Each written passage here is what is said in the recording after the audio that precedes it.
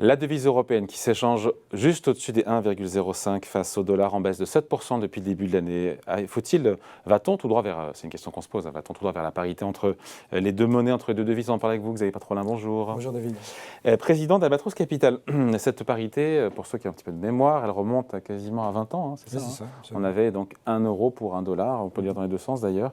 Est-ce qu'on pourrait de nouveau y retourner? Est-ce que c'est un scénario qui est crédible et quels sont les ingrédients de marché qu'il faudrait qu'on ait pour que, qu'on aille à ce niveau de parité 1 euro égale 1 dollar? Oui, c'est un scénario crédible, même si moi j'ai par le passé défendu plutôt un trend baissier sur le dollar pour des histoires de balance des paiements, qui est le bon argument de soutien de l'euro, puisque, on rappelle juste ces données, on a une zone euro qui est excédentaire en termes de balance des paiements d'un peu plus de 2%. La balance des paiements, c'est à la fois la balance commerciale et la balance des services. Absolument.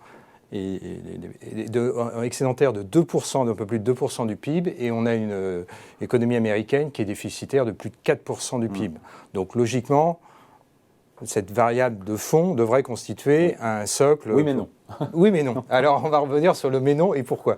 Bon, le premier argument, c'est évidemment les divergences ou les différences de politique monétaire. Ah oui. Les différences de politique monétaire sont patentes et donc expliquent en partie la dépréciation de l'euro contre dollar.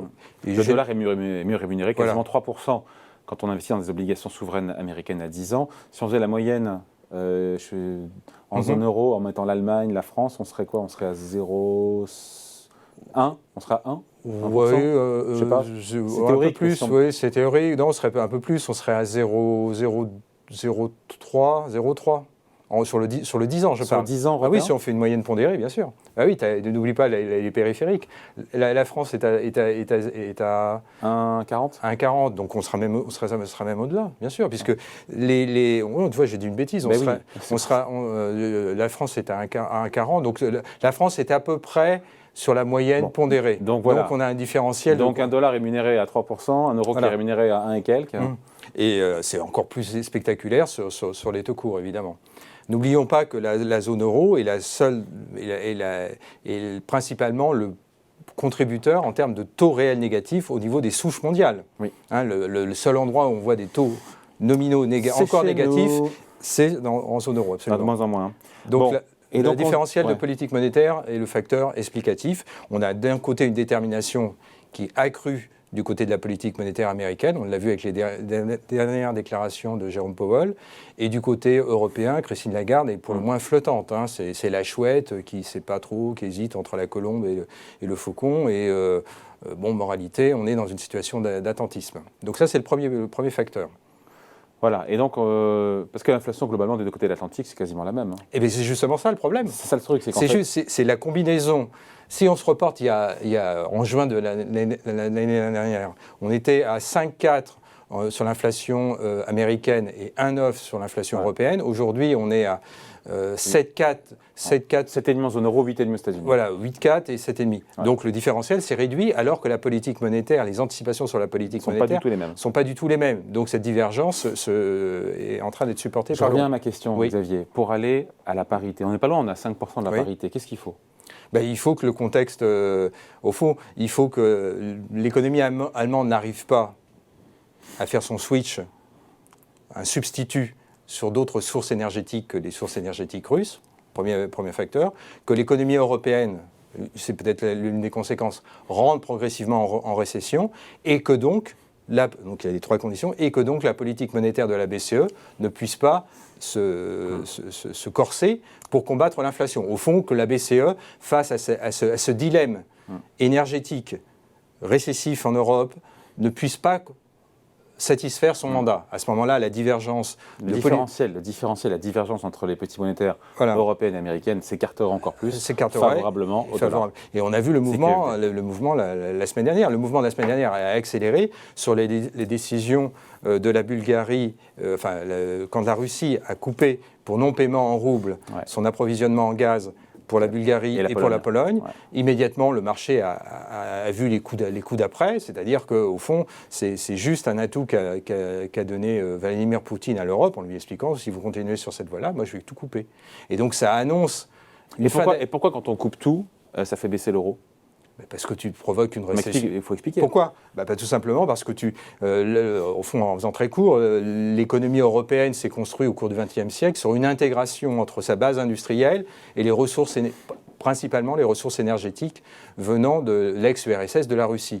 Donc si tu coupes ce lien, ou si ce lien s'interrompt durablement ou transitoirement, tu précipites l'Europe et principalement l'économie allemande, mais pas que, dans une phase de récession. Et qui dit récession, dit évidemment une baisse de l'euro. Voilà. Et surtout dilemme pour la Banque Centrale Européenne, puisque tu as l'effet combiné à la fois du renchérissement des matières premières énergétiques et de l'affaiblissement ou de la variation négative des croissances réelles des économies européennes. Donc là, c'est un dilemme cornélien. Cette baisse de l'euro actuelle, est-ce qu'elle fait ou elle ne fait pas les affaires de la BCE qui, on sait que ça alimente encore une fois d'un côté l'inflation, donc c'est pas bon, mais en même temps ça redonne de la compétitivité aussi à nos exportations en Europe, donc l'un dans l'autre. Oui, mais alors, le dernier élément que j'ai oublié de mentionner, c'est quand même ce qui est en train de se passer, alors ça n'a rien à voir avec le conflit ukrainien, mais ce qui est en train de se passer en Chine, avec la problématique sanitaire, les confinements, donc la stratégie de zéro Covid est en train d'échouer lamentablement, et ça pose un problème à l'économie chinoise, à la société chinoise, à l'économie chinoise, donc à l'économie mondiale, et donc ça renforce le côté valeur refuge du dollar. Ouais, donc, pour en revenir à ta question, c'est encore un dilemme additionnel, puisque plus la parité, on va se rapprocher de la parité, plus c'est de l'inflation importée pour la zone euro. Et il faut attendre dans les prochains jours ou prochaines semaines à des déclarations des principaux dirigeants de la Banque Centrale Européenne sur la problématique de la parité. C'est quasi certain. Pour l'instant, ils ne l'ont pas mentionné à ce stade, mais tu peux être sûr qu'à la prochaine conférence de presse, et même probablement avant, on va assister à des déclarations, parce que notamment... Ça restera la communication. Oui, mais la communication peut être le prélude à des choses plus déterminées, notamment au fond, à une obligation pour la Banque Centrale Européenne de normaliser sa politique monétaire. C'est ça, le marché aussi teste d'une certaine façon. Et puis, dernier élément, qui est là un élément peut-être plus structurel et qui est difficilement appréciable, c'est que ce qui est en train de se passer sur le continent européen, c'est un conflit interétatique. C'est le premier conflit interétatique depuis la Seconde Guerre mondiale. Oui. Ce conflit interétatique, même s'il n'emporte pas la terminaison de guerre mondiale, il a des conséquences pour l'économie mondiale importantes et des conséquences pour l'économie européenne structurelle. Et je pense que ça apporte un regard nouveau sur le continent européen sur les prochaines décennies à venir.